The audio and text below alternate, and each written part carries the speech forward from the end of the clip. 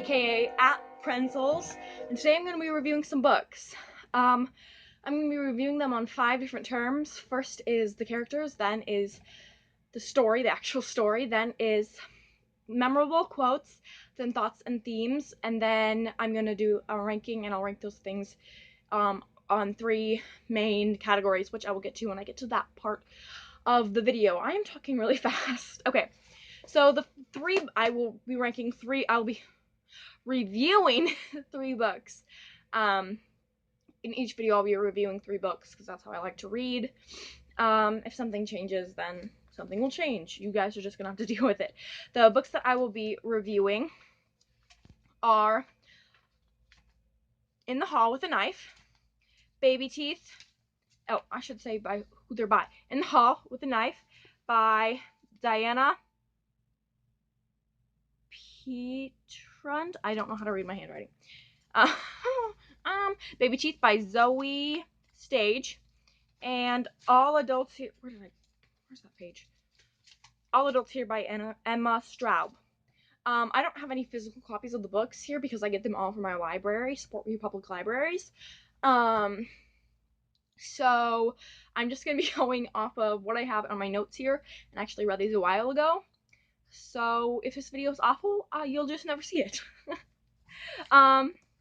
So the first book is In the Hall with a Knife, and the first category is the characters. So what did I think of the characters? So first character is Orchid / Emily.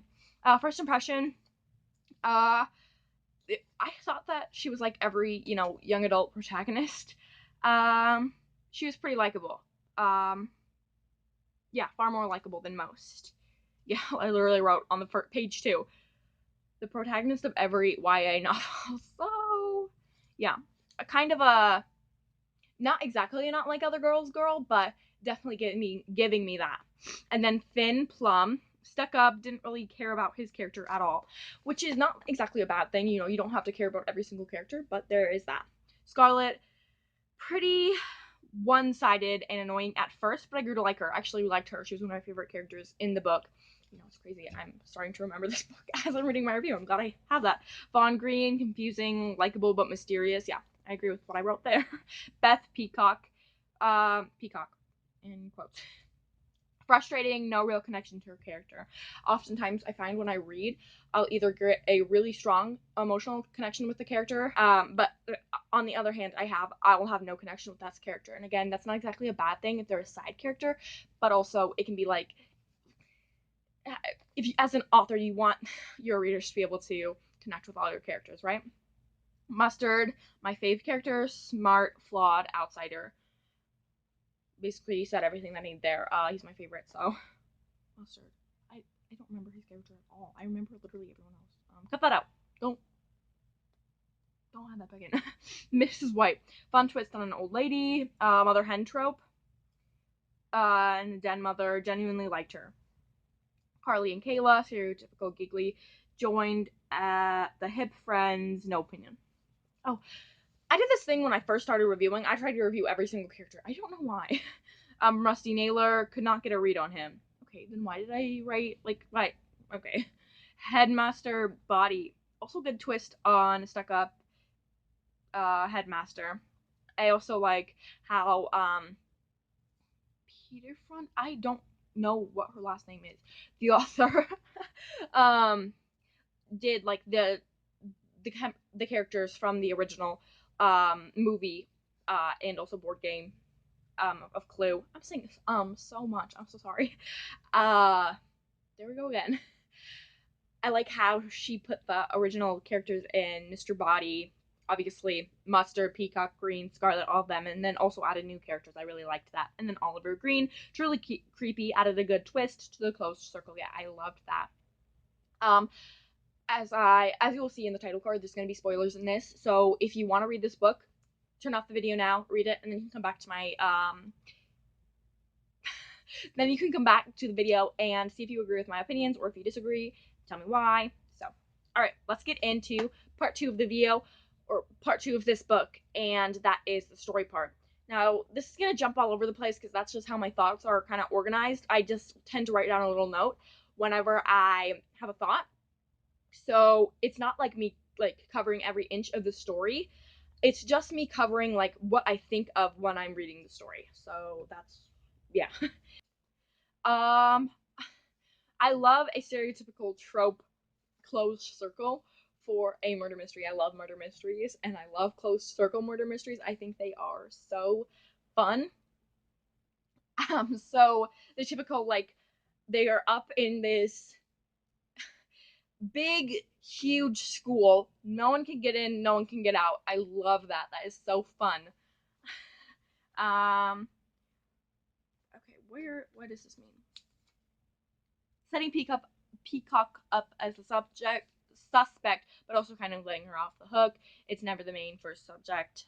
They never do it in the murder mystery. Like I said earlier, not just the one-sided. Not what am I talking about? Okay, so like I said earlier, I kind of got Not Like the Other Girls from Orchid. But then in this one, I said she's definitely an actress that adds depth to her character. Like she's acting as this, oh, I'm not like the other girls type of girl. That's not totally who she is. So she's not like the one-sided, not like the other girls character that I was expecting from her. So I really actually enjoyed that. Again, she is still very much the YA protagonist. I was like looking right above the camera. Okay. Yeah, constant movie talk. Some of these earlier notes are not good. Oh, why did I put witchy? Yeah. I said my first thought was that Scarlet is going to be a one-sided mean girl, but she got some character development. I really enjoyed that about this book, is that each character got, well, not each character, but most of the characters got good development, and that they were developed in some way, you know? I enjoyed that. They weren't just left like they're one-sided tropes that you expect them to be. I wish I had a book with me. It wasn't Vaughn, it was Oliver, which adds an unexpected and unsettling twist to our close circle. Like I said, um,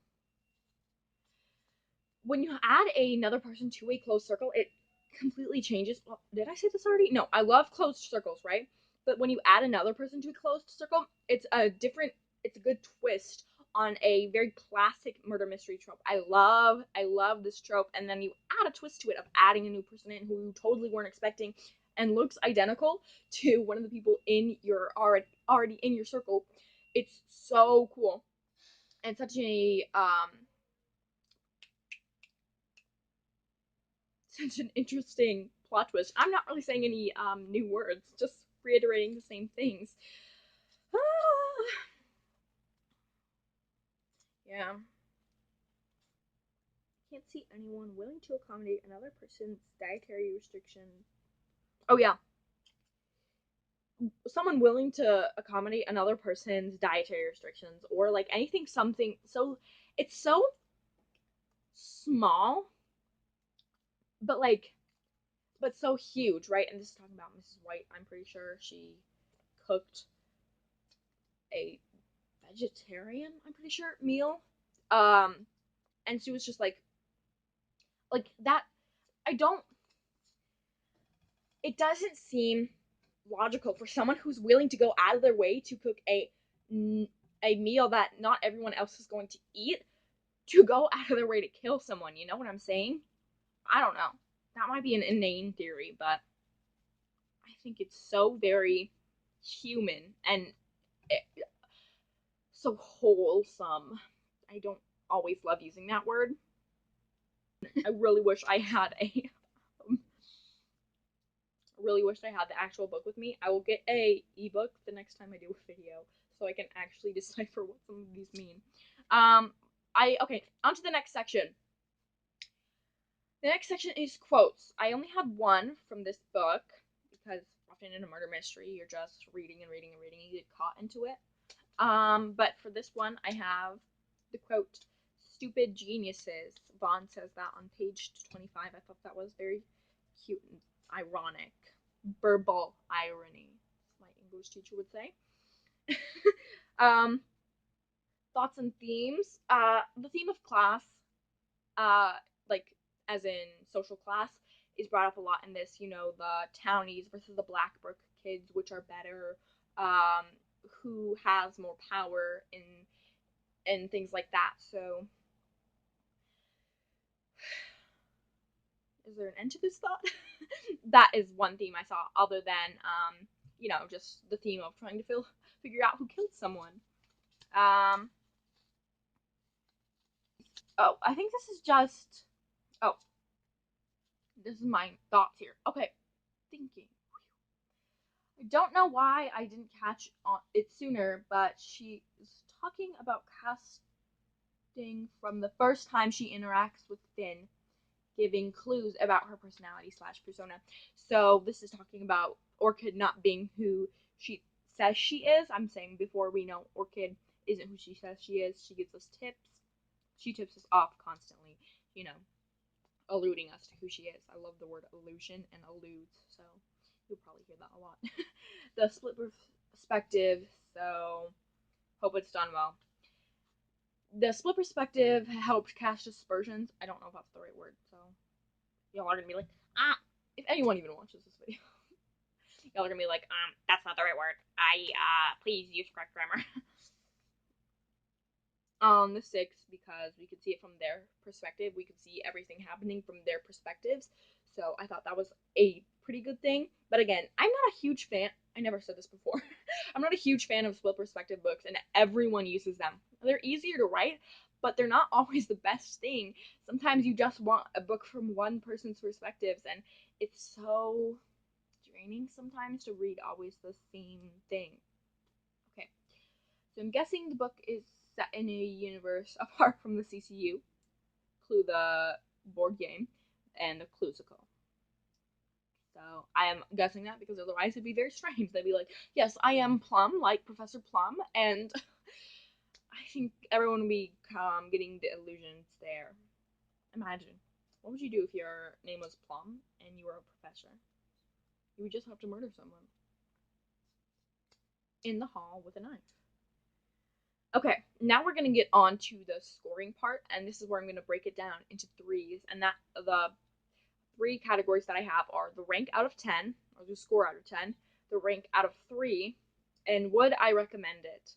Out of 10, I give it a 7.5 out of 10.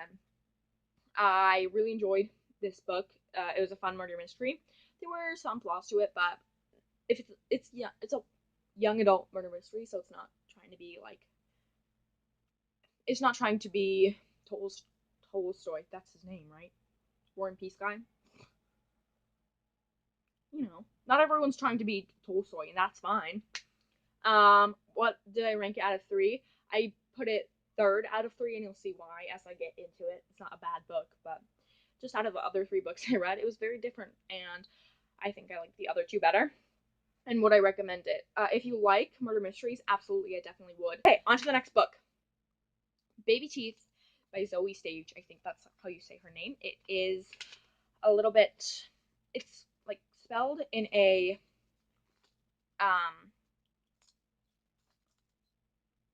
the word I was looking for is Scandinavian, like Scandinavian type way. So I'm thinking it's Zoe. I could be wrong. Okay. So on to the first section, which is characters.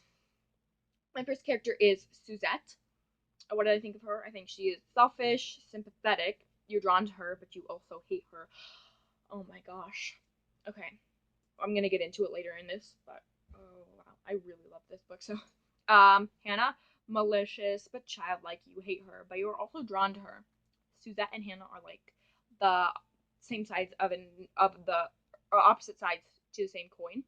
So you hate, like, you don't want to like this coin, but you were very drawn to it. It's like very shiny, but it's like it's like a murder of crows has this coin. It's so shiny and you want it, but like you can't go get it. It's like something like that. Alex, indulgent, doesn't believe his wife, shallow in some respects, and easy to manipulate. Like, I pinpointed his character perfectly. Okay, and then I have this little note about Adam. It's frustrating how just because he can't see Hannah misbehave, he won't believe she's misbehaving even from his wife, to the point where she won't even tell him anymore. That's how he talks about how he's easy to manipulate. So, let's get into the story. Freaking love this book. I recommend that you read it, and then you can come back to this. Okay. Her fear of hospital makes sense now. I think this was me going back later. She had medical PTSD. So, yeah. This girl is really a monster. This is talking about Hannah. She is really, truly, deeply a monster. Wow. Yeah, okay. If you reward her bad behavior, it will just continue to happen. This was like right after I took a psychology class. I was like, yes, I understand psychology. I do understand in some ways operant learning, B.F. Skinner's approach to learning. And so yes, if you reward her bad behavior, that bad behavior is just gonna keep happening because she's been getting rewards for it. So I say here, obviously Hannah has deeper issues, but indulging her when she misbehaves teaches her that she can just continue that behavior without consequences, and that's just like, it's very true. Thoroughly hooked. I loved this. So this note on page 37, I was already thoroughly hooked. I think I'm gonna probably reread this book sometime this summer because it was so good. This book was literally so good. I remember I read it on vacation. I tore through it. I literally read it in like 2 days, you guys. You don't even understand. Okay, it just adds a deeper layer to the stress and dysfunction. I don't know what that's in reference to be honest. Okay. That's not totally wrong. Hannah doesn't want to speak because she thinks the words will be like bugs, like the other adults. She thinks that everyone but her father's words are like bugs. She doesn't feel any connection to any adult but her father. She also expresses that she doesn't know how to properly voice her thoughts. I thought, something about Stage is, I hope I'm saying her last name right also. Something about Stage is she doesn't try to put you off of either of her characters. And yes, she makes these characters horrible, honestly deplorable characters, but she doesn't try to make them oh, here we go. She doesn't try to make them repulsive. She doesn't want you to like stay away from these characters. She draws you into them. And I really, really enjoyed that about these characters. I really enjoyed that about this book. I didn't hate Hannah's character. Well, I did hate Hannah's character. I also hated Suzette's character. I thought Hannah was just a little girl, and she, she was doing what she thought was right. Obviously, it was not right. Well, yeah, she was just acting in a malicious but childlike way, and she didn't know how to properly, approach that situation. So this probably doesn't make any sense. This is a very rude way of looking at things. Oh, this I think was in reference to something that I think Suzette said, or maybe, oh yeah, no, it was a flashback. Suzette is a teenager in this moment, I think, and her mother said something. Okay, teenagers are capable of forming and acting upon opinions/judgments. They may not be fully grown adults, but they have brains and thoughts. As a teenager, I can tell you, I have been thinking for several years now. I don't know if you guys are aware of this, but I do know how to think. Also, if you're a teenager, you probably know how to think too. Maybe you don't. And that's fine. Sometimes I also don't think. It's not always wise though. You want to be what you have lacked. This is in reference to oh, I'll just read what I have here, and then if I need to elaborate, then I can elaborate. Constantly, Suzette worries that Hannah's messed up because of her. She never had a good mother, so she tried and tried to give Hannah everything that she could. Yeah, so that's in reference to the fact that Hannah's mother was honestly horrible. She was neglectful, she was rude, and she was a terrible person.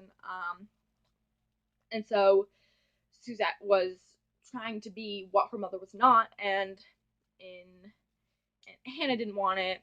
She only felt connected to her father, and as the story progresses, you see that Suzette is not a good person. Well, spoiler alert. Just kidding. Yeah. Okay. This is truly horrifying. She's 7. Like, it's fiction, but she's smart enough to manipulate her father into losing trust in his wife. Yes, and that's like, it's how the note that I said earlier. It's frustrating how Adam like can't see that Hannah can and will misbehave.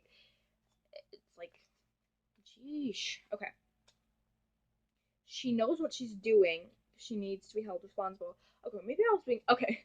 Sometimes I just act. I'm a very passionate person, so sometimes I will act before I think. I think this is a very harsh comment. She is 7. She does need to be held responsible, but I said this so, like, this feels like a very harsh comment to make. Even if she's only 7, she's playing you like a fiddle. Yeah, seriously, I was being so aggressive. Yes, I think that she does need to have, like, there are consequences for actions, but, she's not, like, uh, what am I trying to say here? She doesn't need to be, like, yeah, she doesn't need to be harshly punished. Okay, I think that's what I'm trying to say here. Okay. Okay. See, this is what I was talking about, how Stage really, really, like, writes her characters well. I can sort of understand why Hannah doesn't like her mom.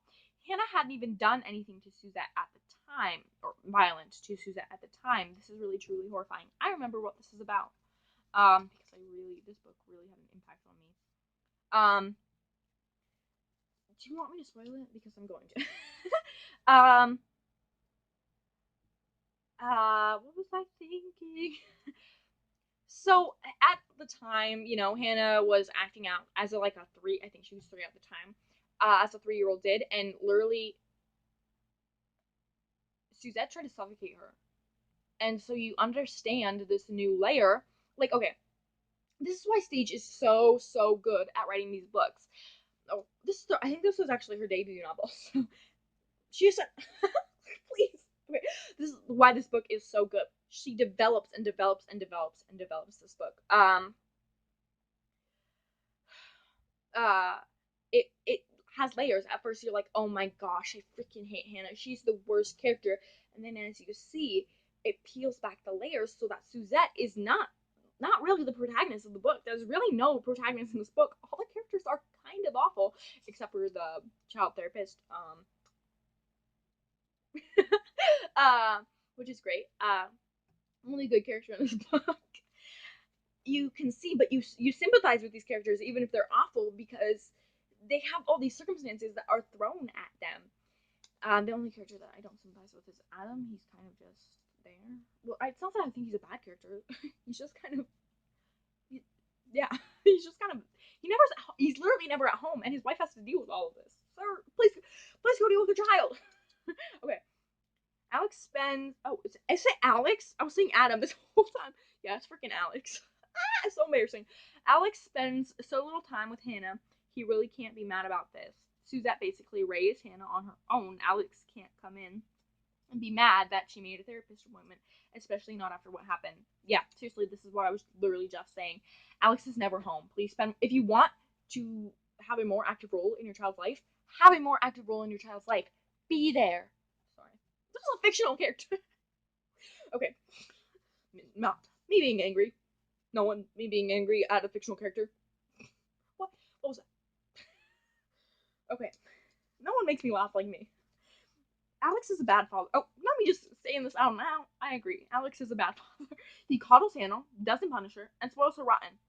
He doesn't get to fly off the handle when she's kicked out of school, or when his wife wants to take her to a therapist, especially when his wife wants to take her to a therapist, because she's obviously not a healthy child, and his wife is not healthy because her child is not healthy. Yeah, that's what I was trying to say.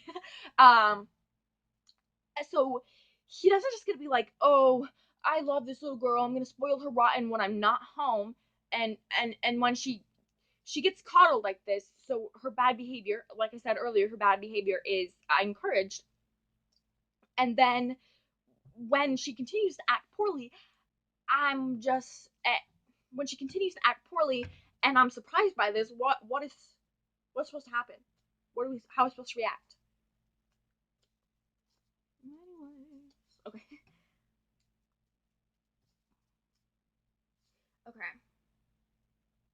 Yeah, I said she's jealous of a 7-year-old, but she never felt loved by Alex. All my notes on this I felt are fairly good so far. Her jealousy of a 7-year-old is not healthy. This girl has an unhealthy attachment to her husband, and you're like, but they're married. She has a codependent relationship. She needs her husband to be there to support her and be the one, like, to be like, I need you to be my only source of validation, and I need you to set my self-worth. And so her daughter trying to seek love and affection from her father, as her daughter should, that's her father, and then Suzette getting mad at Hannah for this, it's not rational, it's not healthy.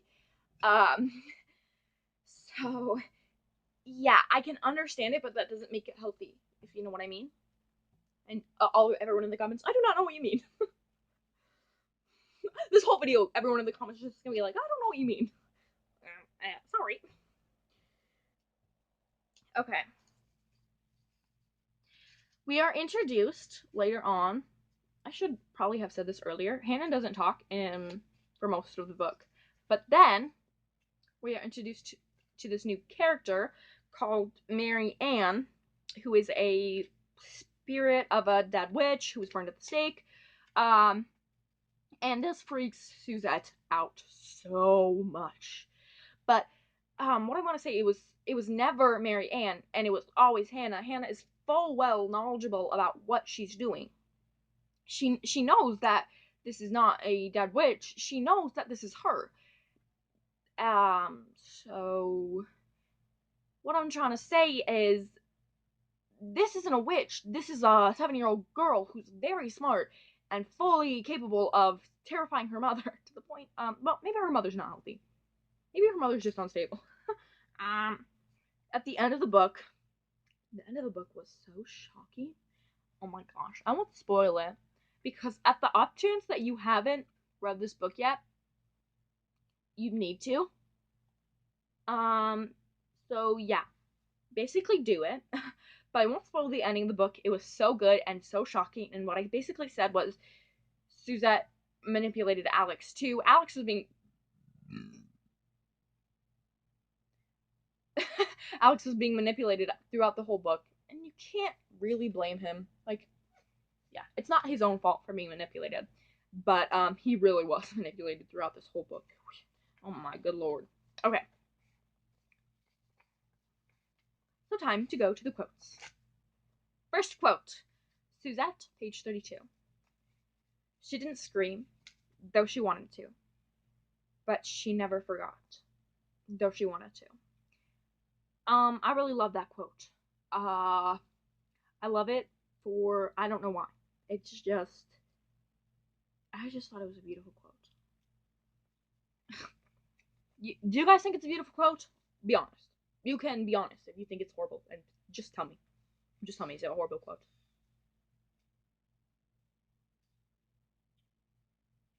I'm gonna leave this whole blinking part. Okay, next quote. This one has an explanation. I wrote it here. Suzette, page 175. A good mother. A good mother. She says this, I don't know how many times, but I said this really strong. She's really trying hard to be the mother that she never had. Like I said earlier, she's trying to be the mother. She's trying to be what she never had. She's trying to be what she lacked to Hannah. She wants to be, a good mother. So even though she fails miserably, she is trying. So, okay. And the last one. Hannah, page 292. They encouraged imagination, but they hated imagination. Now, isn't that the most accurate representation of public schools that you've ever heard? Oh, I didn't say that. Yes, I did. Okay.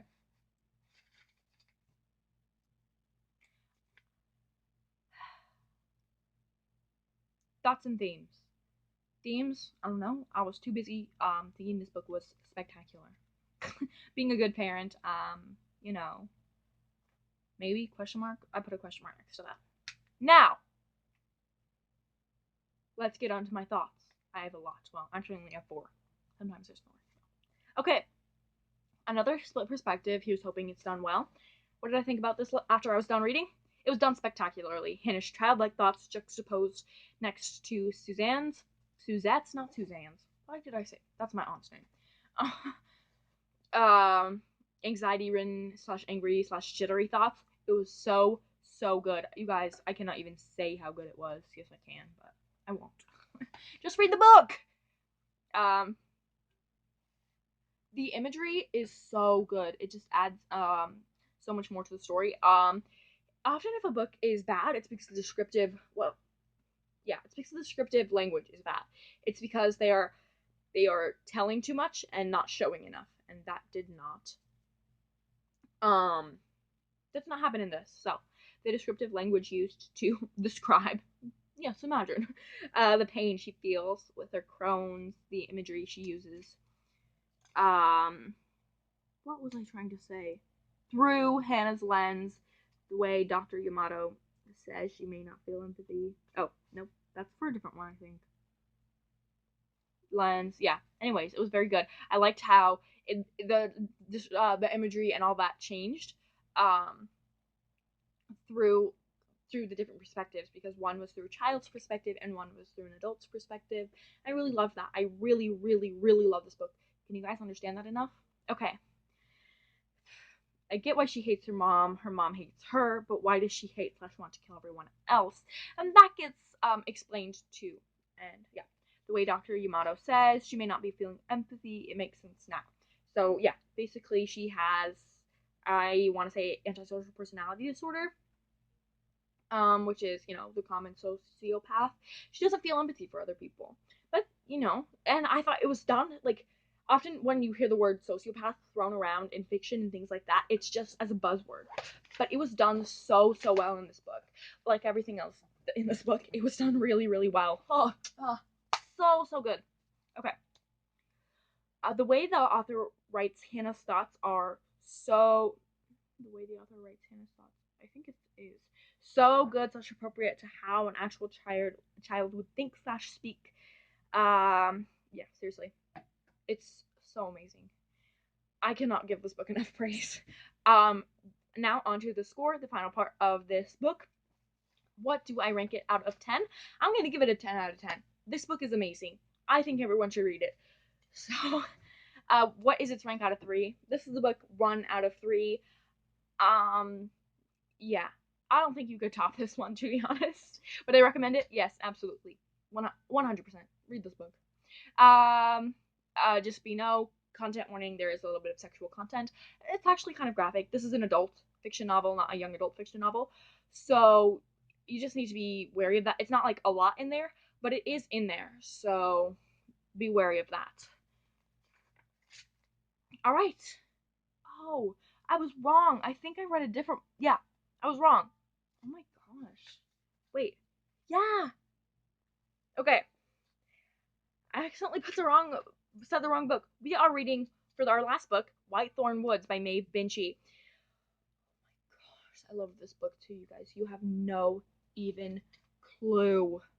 This book was so good. Okay, sorry.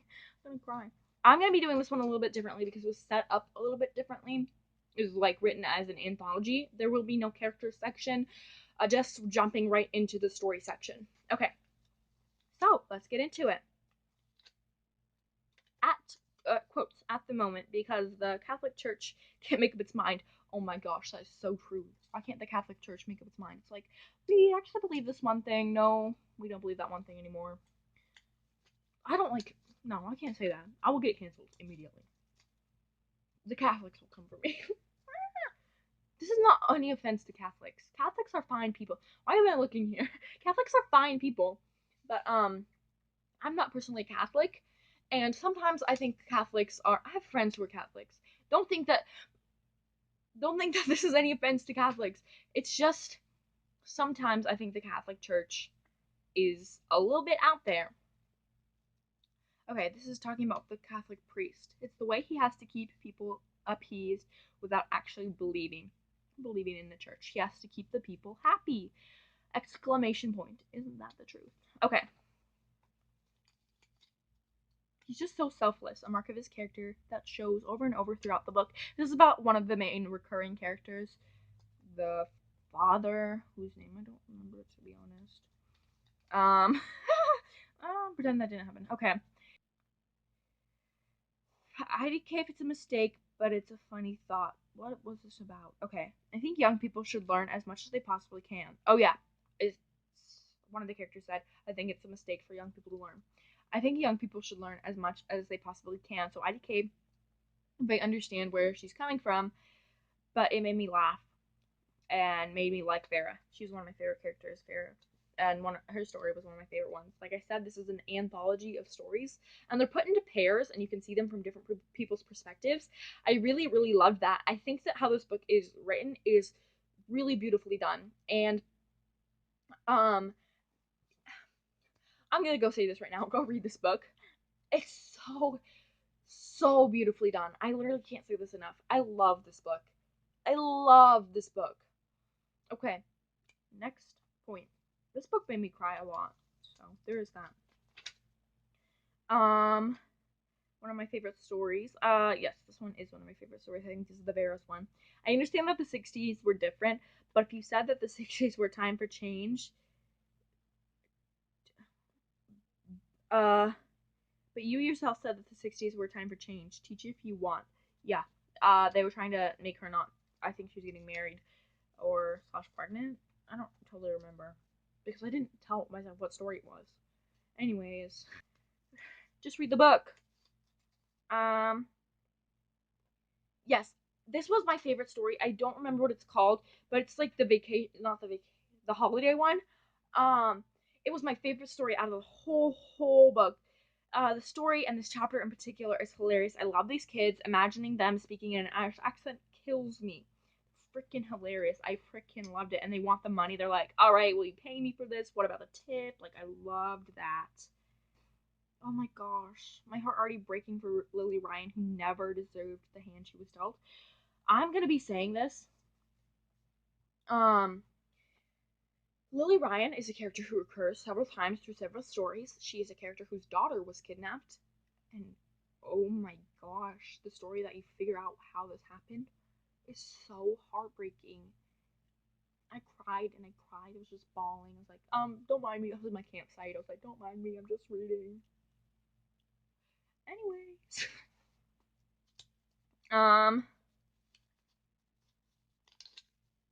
Yes, there were several like times that it all called back together, and it reminded us that this is all that this is all still connected, that this is all happening either in Whitethorn Woods, or that all the characters have some connection to the Whitethorn Woods, or to what's her face?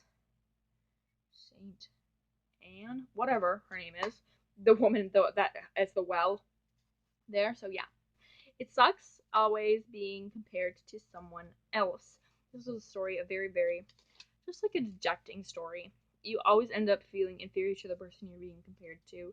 It's just, it's not like the person you're being compared to's fault, but it's not really something that you can change. You just feel like you're being compared to someone else, and it just sucks, It really, really sucks feeling compared to someone else. And the last one, if you are paying for quality, that includes a quality experience. And that is talking about this guy who owns this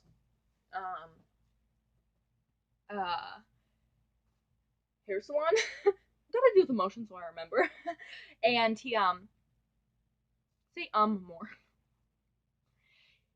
He goes all out for this perfect experience, and all the ladies, they love it there, and it's a very high price. You're paying for quality. You want a quality experience. It's going to be more expensive, and that's fine. You paying more, you want to get more bang for your buck. Like, that makes sense, right? Anyways, all right. My voice, I'm losing my voice. Gotta finish this video soon. All right, I'm in a dusty attic. What do you expect? All right, last quote. Well, not last quote. Last quote section. Love could come and go, but friendship survived. That friendship was better than love in a way. It was more generous. Page 79, Rivka. Again, one of my favorite stories. There's these two friends. And it was just, I thought it was so sweet because it just captures the spirit of friendship. You know, romances, they can come and they can go, but your friends, you know, yeah, friends can come and go, but a true friend is there always, right? So I just love that. All right. I'm tired of being cheerful for other people. And I didn't say who said that. That was page 190. Isn't that the truth? I am tired of being cheerful for other people. I just want to be cheerful for myself. So, keep that in mind. Be cheerful for yourself. On to thoughts and themes. Themes? There was so, many different anthologies. It's hard. But a theme is, I think, community. You know, because they were all in this. It all came back to Whitethorn Woods. And it's just like this community, you know? So I think that is a really big theme in this. All right. I like the views that this book has on the Catholic Church. If you read this and you disagree with what I think about the Catholic Church, please don't come and attack me. It's a perspective that you don't see every day. Well, you see more and more. But you do see it from someone who is a Catholic priest who doesn't totally always agree with what the Catholic Church has to say. So I really like that. This book is strange and unlike any book I've ever read. Like I said, it is an anthology, and it's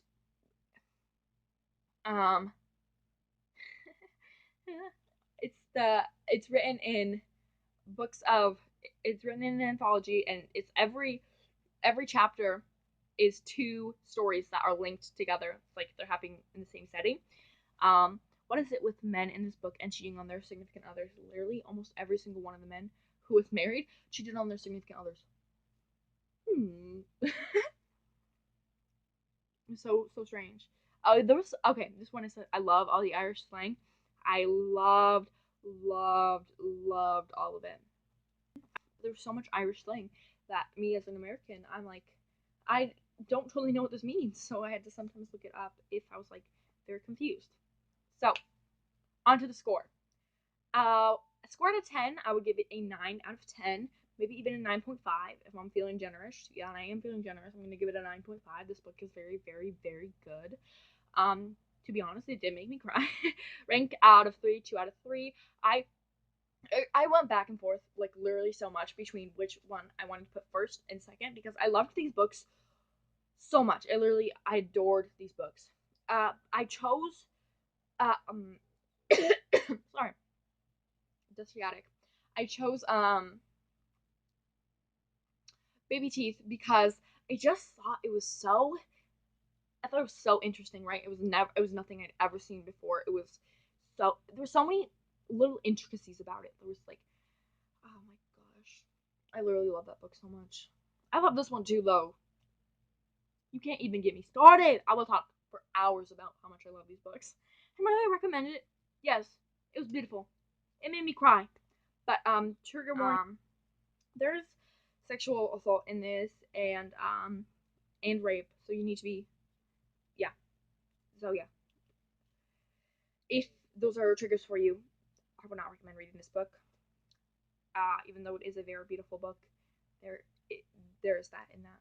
So, all right, thank you for watching my video. I don't know when the next one will be out because it took me forever to record this one, and it'll probably take me a while to edit this one. I'm gonna be doing probably a more scripted style video for that next one and then you guys can tell me which one you like better, the unscripted or the more scripted. Say more, how about? So if you like the scripted or the unscripted better, once I put the scripted video out, please tell me. Then I can decide then I will decide if I want to script all my videos or if I will just keep going with the unscripted style. Other than that, thank you for watching. If you did watch, if you didn't watch, no, thank you for watching. That was very rude of you, actually. Enjoy your day, and please subscribe to my channel and like the video if you stayed for this long. You deserve a prize. Go follow my Instagram. And that's all I have for you. Bye!